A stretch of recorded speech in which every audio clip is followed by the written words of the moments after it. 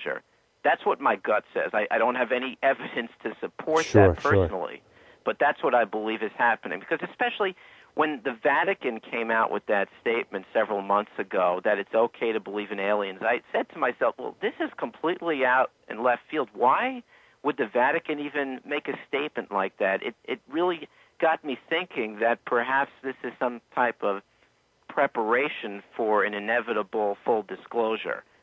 So I'm not sure how you feel about that, but that's where I'm kind of going with this. That this is preparation for an eventual full disclosure. Sure. Well, my personal opinion, I've been asked a lot that myself, and have had Stephen Bassett on the program, and who's a friend of mine, but definitely we don't necessarily agree about the timetable of disclosure.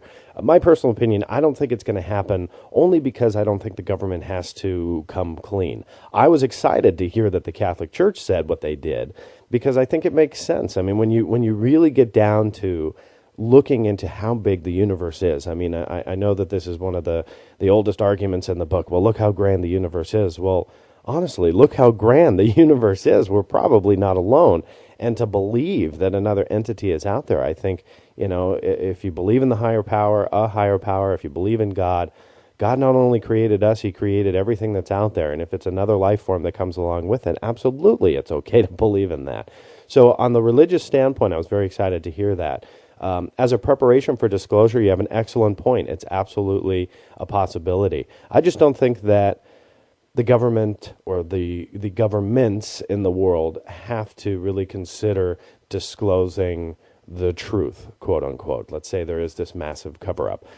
Some governments are coming out with their UFO documents. For example, the UK government just released hundreds, if not thousands, of pages of their case files. I don't think it was any huge earth-shattering revelation, but I think that it was very interesting for them to say, we don't know what this is. I wish the U.S. government would do that. I personally think that they really just have no idea what this phenomena is, but the fact that they're so adamant in denying it, I think, is a very interesting point. Brian, let me ask you, do you think disclosure is going to happen within 2 years, 5 years? Well, one of the cases that I'm really following closely is the Kecksburg incident and Yes. the lawsuit that has been filed against NASA in releasing through Freedom of Information any of the files related to that incident, as you probably are aware of that. And I'm really curious. I hope that happens very soon, because NASA's been ordered by the court to release all information related to that event. I hope that happens very soon, and that there is a critical piece of information in that. And all it takes is one document that says, yes, indeed, we are aware this was some type of an alien spacecraft, and then it unravels the fabric of every disclosure, right, that or every conspiracy, let's put it that way, that's been taking place. So I'm really fascinated by that and keeping a very close eye. Kind of opening up Pandora's box there. Yes. AlienApexResort.com, Mr. Bryan Temmer. Please check it out. You can surf while you're listening. We're coming up to our last break. A few minutes left, so don't go away. We'll be right back here on the Black Vault Radio. Stay tuned.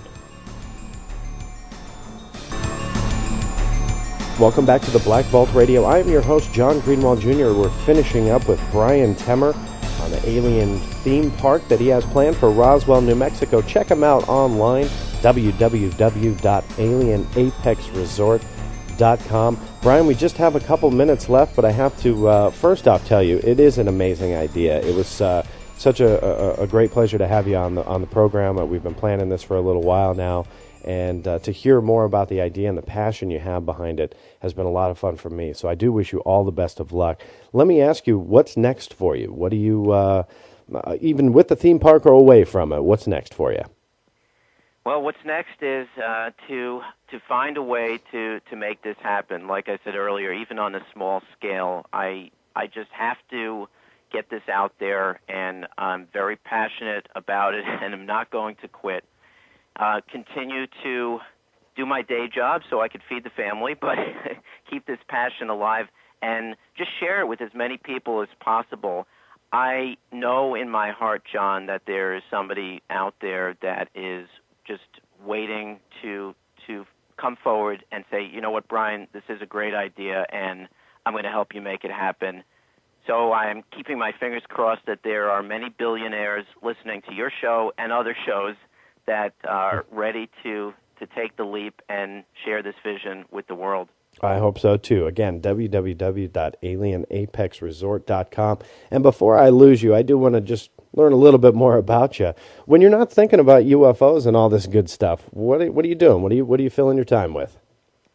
Well, I work in the IT field, and I've been doing that for several years. I grew up in Brooklyn, New York, and I went to Stuyvesant High School, which is one of the top math and science high schools in the country. So I do like to brag about that because I never went on to an Ivy League or anything like that. So I've got to start with the good high school experience at least. And I just really developed my whole thinking philosophy about science, math, our place in the universe. And I also had some interesting courses in high school on metaphysics, and that got me into thinking about this kind of universal consciousness. But I've got a wife, I've got 2 kids, and everyone is really fascinated with the subject. We all went to Roswell last year for the UFO Festival, met a lot of interesting people, and really that just kind of kept this passion alive and this vision alive. So I'm just a regular guy that just had an idea one day, and as I've moved forward and shared it, it's grown and developed into something that's become even spiritual, John. And I just have this drive. I just can't stop, and I know I'm going to make it happen. And what do the kids think of the idea? The kids think it's a great idea. I mean, I'll be honest with you, this has been a lot of stress for the family. I mean, when we all thought that this was going to happen, we all got very excited, and then at the last minute, when it looked like the project was completely dead, it was really hard for everyone because everyone was really excited. The kids were real depressed, and certainly I was. And it was hard to pick myself up after that and say I'm going to still move forward. That was probably one of the hardest things I ever had to do in my life.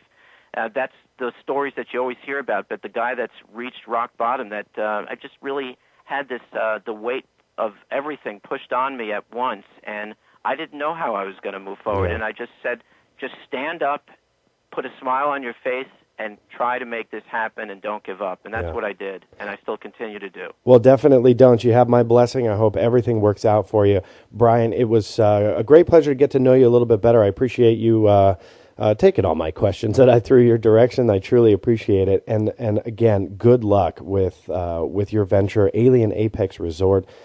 Check them out online, alienapexresort.com. Bryan, we've run out of time. Thank you so much again. Thank you, John. You take care.